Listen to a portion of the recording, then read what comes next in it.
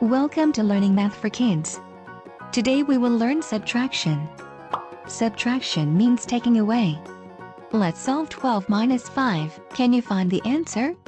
You have 5 seconds.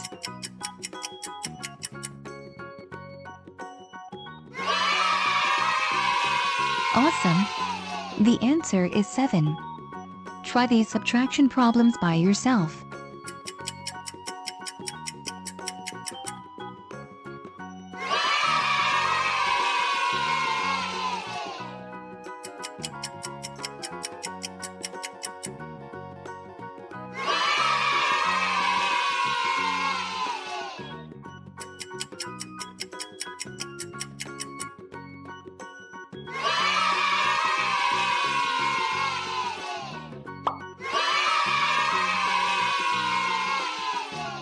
Great job! Thanks for watching Learning Math for Kids. Don't forget to subscribe, and I'll see you in the next math lesson.